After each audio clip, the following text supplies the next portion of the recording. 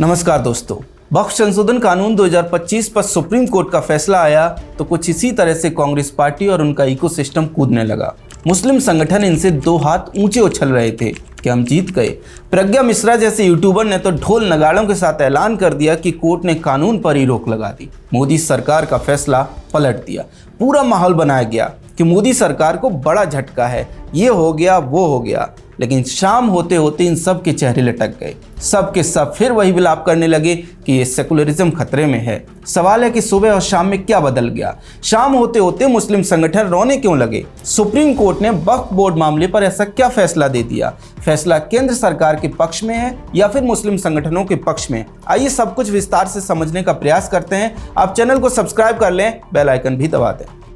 आइए देखते हैं, मजा आएगा। केंद्र की एनडीए सरकार ने वक्फ कानून 1995 में कई संशोधन करके वक्फ बोर्डों की मनमानी, तानाशाही, कुव्यवस्था, घोटाले और उसकी भू माफियागिरी रोकने का प्रयास किया है। मुस्लिम संगठनों को ये संशोधन पसंद नहीं आने थे, नहीं आए, क्योंकि इस कानून के कारण अब वे हिंदुओं की जमीनों पर कब्जे नहीं कर पाते, पूरे के पूरे गांवों को वक्फ संपत्ति घोषित नहीं कर पाते। ऐसे में पहले तो मुस्लिम संगठनों ने प्रदर्शन और हिंसा का सहारा लिया, लेकिन जब वो तरीका नहीं चला तो कई याचिकाएं सुप्रीम कोर्ट में डाली गईं। इन याचिकाओं में अपील की गई कि कोर्ट पूरे संशोधन कानून को रद्द कर दे और 1995 का जो कानून था उसी को बहाल कर दे। लंबे समय तक सुनवाई के बाद अब 15 सितंबर को कोर्ट ने मामले पर अंतरिम फैसला सुनाया है। नए कानून में प्रावधान था कि संपत्ति वक्फ करने वाले को यह साबित करना होगा कि वो कम से कम 5 साल से इस्लाम की प्रैक्टिस कर रहा है। अब कोर्ट ने कहा है कि प्रावधान तो सही है, लेकिन कोई इस्लाम मजहब की प्रैक्टिस कर रहा है या नहीं, ये जांचने का मैकेनिज्म क्या है। तो कोर्ट ने आदेश दिया है कि जब तक मैकेनिज्म तैयार न हो जाए तब तक इस प्रावधान पर रोक रहेगी। ध्यान से समझिए, कोर्ट ने कहा है कि जब तक सरकार नियम न बना ले सिर्फ तब तक इस पर रोक रहेगी। आगे बढ़ते हैं। याचिकाकर्ताओं की सबसे बड़ी अपील वक्फ बाय यूजर खत्म करने को लेकर थी। दरअसल पुराने कानून में वक्फ बाय यूजर था। संशोधन में सरकार ने इस प्रावधान को हटा दिया। अब मुस्लिम संगठन चाहते थे कि इस प्रावधान को जोड़ दिया जाए। ऐसे में सबसे पहले समझते हैं कि वक्फ बाय यूजर होता क्या है। देखिए, कांग्रेस सरकार ने 1995 के कानून में यह प्रावधान किया था कि अगर वक्फ बोर्ड किसी भी जमीन पर इस्लामिक कार्य होने का दावा करते हुए उसे अपनी बताता है तो वक्फ बाय यूजर प्रावधान से वो जमीन वक्फ बोर्ड की हो जाएगी। देश में कई स्थानों पर इसी प्रावधान से वक्फ बोर्ड जमीनों को हथियाता रहा है और हथियाने का प्रयास करता रहा है। सितंबर 2022 में तमिलनाडु के एक गांव में वक्फ बोर्ड ने दावा कर दिया कि वो पूरा का पूरा गांव उसी का है। याद रखिए, गांव हिंदू बाहुल्य है, गांव में सैकड़ों वर्ष पुराने मंदिर हैं। इसके बाद भी वक्फ बोर्ड ने वक्फ बाय यूजर प्रावधान का इस्तेमाल किया और गांव पर अपना अधिकार जमा दिया। इसी तरह से गुजरात के बेट द्वारका में हुआ। वहां के 2 आइलैंड पर भी वक्फ बोर्ड ने अपना क्लेम कर दिया कि ये तो हमारे हैं।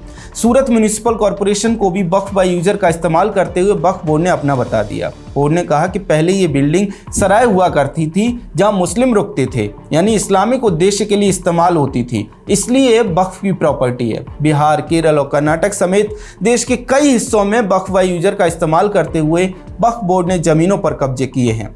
ऐसी भू माफियागिरी को देखते हुए ही सरकार ने संशोधन में इस प्रावधान को हटा दिया था। कोर्ट में जाने के पीछे मुस्लिम संगठनों का सबसे बड़ा उद्देश्य यही था कि वक्फ बाय यूजर को वापस लाया जाए, लेकिन सुप्रीम कोर्ट ने वक्फ बाय यूजर को हटाना सही माना है। मतलब मुस्लिम संगठनों के लिए ये सबसे बड़ा झटका है। आगे बढ़ते हैं। मुस्लिम संगठनों ने एक और मांग की थी, वो ये थी कि संशोधित कानून में केंद्रीय वक्फ और राज्यों के वक्फ में गैर मुस्लिमों को रखने की बात जो की गई है उस पर रोक लगाई जाए, क्योंकि ये हमारे मजहबी मामलों में दखल है। कोर्ट ने गैर मुस्लिमों को बोर्ड में रखने पर रोक लगाने से इनकार कर दिया। कोर्ट ने कहा है कि केंद्रीय वक्फ बोर्ड में 4 और राज्यों के वक्फ बोर्ड में 3 सदस्य गैर मुस्लिम होंगे। बंद करो, हाथ जोड़ के मैं। नए कानून में यह भी प्रावधान है कि वक्फ बोर्डों का सीईओ कोई गैर मुस्लिम भी हो सकता है। याचिकाकर्ताओं ने कोर्ट से अपील की थी कि इस प्रावधान को हटाया जाए और ये अनिवार्य किया जाए कि सीईओ मुस्लिम ही होगा। कोर्ट ने इससे भी इनकार कर दिया। कोर्ट ने कहा है कि कोशिश करनी चाहिए कि सीईओ मुस्लिम हो, लेकिन इसे अनिवार्य नहीं बना सकते। इसके अलावा मुस्लिम संगठनों ने कहा था कि पूरे कानून को ही रद्द किया जाए।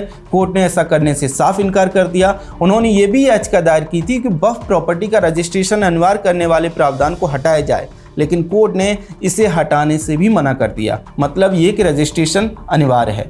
मजे की बात यह है कि ये सब बातें सुप्रीम कोर्ट का शाम को जब फैसला वेबसाइट पे अपलोड हुआ पब्लिक डोमेन में आया तब निकलकर सामने आई, लेकिन तब तक कांग्रेस पार्टी और मुस्लिम संगठन एक दूसरे को मुबारकबाद वगैरह दे चुके थे। मुद्दई लाख बुरा चाहे तो क्या होता है, वही होता है जो मंजूर खुदा होता है टाइप शेर वगैरह पढ़े जा चुके थे। संविधान को प्राथमिकता देने वाले नारे भी लग चुके थे। खुशी वगैरह मना ली गई थी। कांग्रेस ने अपने आधिकारिक हैंडल पर मुस्लिम तुष्टीकरण के लिए ये भी दावा कर दिया था कि वो पहले दिन से ही इस कानून के खिलाफ लड़ रहा था और ये संविधान की जीत है। मजे की बात यह है कि शाम तक ये साफ हो गया कि सुप्रीम कोर्ट का फैसला दरअसल कानून के समर्थन में है। कानून का उद्देश्य वक्फ बोर्ड में सुधार और वक्फ बोर्डों की भू माफियागिरी को रोकना था और कोर्ट ने एक भी ऐसा प्रावधान कानून से नहीं हटाया जो इस उद्देश्य के प्रति कानून को कमजोर करे। असदुद्दीन ओवैसी को, मुस्लिम संगठनों को और कांग्रेसी वामपंथी इकोसिस्टम को ये बात देर से समझ में आई, शाम तक समझ में आई तो सुबह से जो हम जीत गए का लाउड स्पीकर बज रहा था उसकी बैटरी डाउन हो गई। इसके बाद 8:16 पर मुस्लिम पर्सनल लॉ बोर्ड कहता है कि हम इस फैसले से निराश हुए हैं। असदुद्दीन ओवैसी भी बाद में कोर्ट के फैसले पर निराशा जाहिर करते हैं। अब आप समझ गए होंगे क्यों जो मुस्लिम संगठन सुबह कोर्ट के फैसले पर कूद रहे थे, शाम होते होते वे रोने लगे। कोर्ट के फैसले को लेकर आपका क्या कहना है, कमेंट सेक्शन में हमें जरूर बताएं। अगर आपको हमारा कंटेंट पसंद आता है तो चैनल को सब्सक्राइब भी कर लें। जय हिंद।